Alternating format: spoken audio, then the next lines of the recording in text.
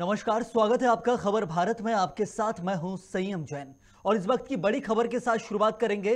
रूस और यूक्रेन के युद्ध के चौथे दिन अब तक 700 भारतीयों को भारत वापस लाया जा चुका है। रूस और यूक्रेन के बीच युद्ध चल रहा है और चौथे दिन के आज तक के युद्ध के बीच अलग बगल की देश के बॉर्डर से लेकर 700 भारतीय महागंगा अभियान के तहत भारत सरकार अब तक वापस ला चुकी है और लगातार युद्ध स्तर पर भारतीयों को वापस लाने का काम जारी है। एक तरफ दो देश लड़ रहे हैं और दूसरी तरफ उसी युद्ध के बीच युद्ध स्तर पर भारत सरकार अब काम कर रही है और देश के अंदर कई राज्य के जो भी नागरिक या कहा जाए ज्यादातर छात्र वहां फंसे हुए हैं उनको वापस लाने की कवायद की जा रही है। और इसी खबर पर ज्यादा जानकारी देंगे हमारे संवाददाता प्रदीप तलरेजा। प्रदीप, 700 भारतीय अब तक वापस आ चुके हैं। गंगा अभियान चल रहा है, पाकिस्तान ने एयर स्पेस खोल दिया है, हर तरफ से भारत को सहयोग है। जी प्रदीप। जी देखिए, बिल्कुल आपको बता दूं, जिस प्रकार से लगातार चौथा दिन है यूक्रेन और रूस के बीच जो विवाद चल रहा है, विवाद के अंतर्गत ये देखा जा रहा है कि लगातार हमले तेज हो रहे हैं। ऐसे में भारतीय वहां करीब 15,000 से ज्यादा संख्या में लोग फंसे हुए, उसको लाने के लिए चाहे केंद्र सरकार हो चाहे राज्य सरकार हो लगातार कोशिशें कर रही है। चाहे राज्य सरकार के जो नेता है, मंत्री है, लगातार जो है विदेश मंत्रियों के संपर्क में है, विदेश मंत्रियों से बात करके लगातार उसको अपने अपने देश के हर कोनों में लाने की कोशिश कर रहे हैं। ऐसे में लगातार जिस प्रकार से कवायदें की जा रही है, ये माना जा सकता है कि जो देश के जो नागरिक वहां पर फंसे हुए हैं उनको लाने के लिए एक बड़ी सफलता जो है अभी तक देश सरकार को मिल चुकी है। जरूर प्रदीप, और साथ ही साथ ये भी सुबह खबर आई थी कि पाकिस्तान ने अपना एयर स्पेस खोल दिया है। सीधे तौर पर अब यूक्रेन के जो पास के बॉर्डर्स हैं, हंगरी, पोलैंड और इन रास्तों से सीधे तौर पर भारत की फ्लाइट चालू है, या कहा जाए भारत सरकार सीधे तौर पर काम कर रही है। अब देखिए, बिल्कुल विदेश मंत्री एस जयशंकर इस ट्वीट करके जानकारी दी है। साथ साथ ये भी देखा जाए कि विदेश मंत्री जो है हंगरी ने विदेश मंत्री से बात की है। लगातार इस बात की कोशिश की जा रही है कि जो भारतीय वहां पर फंसे, खासकर वो भारतीय जो कि कहीं ना कहीं विदेशों में पढ़ने के लिए वहां पर गए थे, जो छात्र छात्राएं वहां पर गए थे जी। लगातार ये प्रयास सरकार का है कि किसी प्रकार की जनहानि जो है भारतीयों को ना हो, उसको लेकर के लगातार ये प्रयास किए जा रहे हैं। जिस प्रकार से पाकिस्तान ने अपना एयरबेस खोल दिया है, चाहे रोमानिया हो चाहे हंगरी के रास्ते से जो देशवासी है उनको भारत लाने की जो कोशिश है वो लगातार जारी है। ऐसे में जो बड़ी बात निकल के आ रही है कि इतना बड़ा समय होने के बावजूद भी जो कांग्रेस लगातार आरोप लगाती देखी जा रही है कि लगातार इतना समय होने के बावजूद भी उस समय उनको क्यों वापस इंडिया नहीं लाया गया, क्यों आखिर युद्ध का इंतजार करता रहा। तो इस समय जो है कांग्रेस लगातार इस प्रकार के हमलावर बनी हुई है। लेकिन कांग्रेस के हमले की चिंता के अलावा भी जो नरेंद्र मोदी की सरकार है, चाहे विदेश मंत्री एस जयशंकर हो, ये लगातार कोशिश कर रहे हैं कि जो छात्र छात्रा वहां पर फंसे हैं या जो भारतीय मूल के लोग वहां पर हैं उनको सुरक्षित जो है अपना देश लाया जा सके।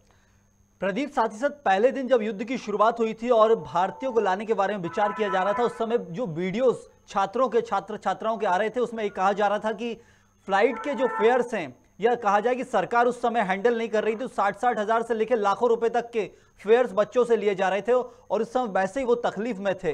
लेकिन अभी फिलहाल में सरकार पूरी तरह से इस मामले को टेक ओवर कर चुकी है। देखिए, बिल्कुल जिस समय ये युद्ध की बात लगभग छिड़ी रह चुकी थी, या ये कहा जा सकता है कि पहले दिन का जो युद्ध था उसके बाद से जो एयर बेसेस है वो लगभग बंद कर दिए गए थे।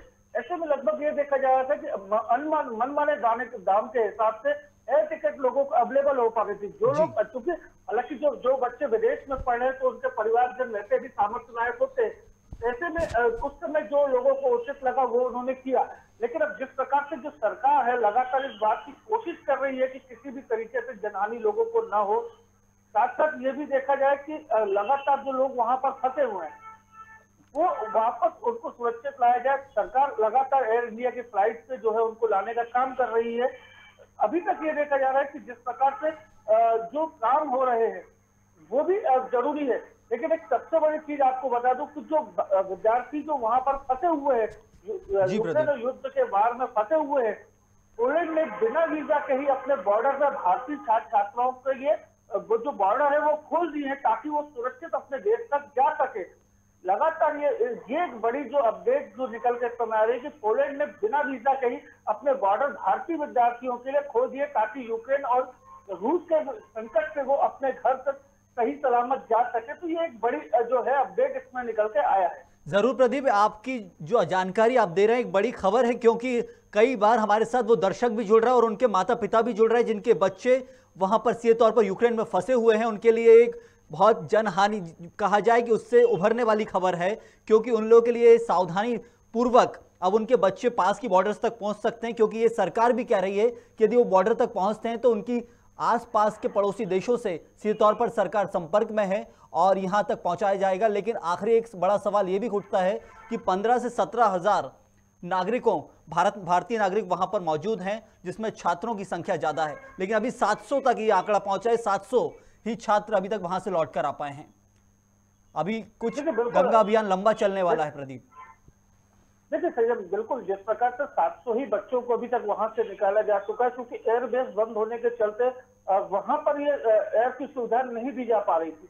लेकिन वहां पर कोशिश ये की जा रही है कि जो भारतीय दूतावास है उनसे लगातार विदेश मंत्री संपर्क किए हुए हैं, लगातार ये कोशिश कर रहे हैं कि छात्र छात्रा जहां पर फंसे हैं वहां से निकटतम देश के बॉर्डर तक वो पहुंच सके। किसी भी हालत में जो बच्चे हैं वहां तक नियरेस्ट बॉर्डर तक पहुंच सके, ताकि वहां पर उन बच्चों को समुचित उन देशों के बॉर्डर से वापस भारत के लिए लाया जा सके। जैसा अभी हमने देखा है कि अब पोलैंड ने इस प्रकार की पहल की है कि वहां पर बिना वीजा के भी जो है वहां पर लोगों को आने की अनुमति दे दी है।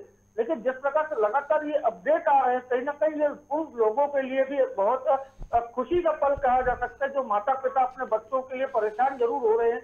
लगातार ये कोशिश कर रहे हैं कि जो हमले हैं वो तेज होने से पहले ही वो बच्चे अपने देश पर वापस लौट जाए। ऐसे में बड़ा एक जो ये पोलैंड ने जिस प्रकार से काम किया है, पाकिस्तान ने भी अपना एयरवेज खोल दिया है कि जो बच्चे हैं उनको जल्द से जल्द यहाँ पर लाया जाए। ऐसे में जो लगातार कोशिशें जो है सरकार की वो जारी है।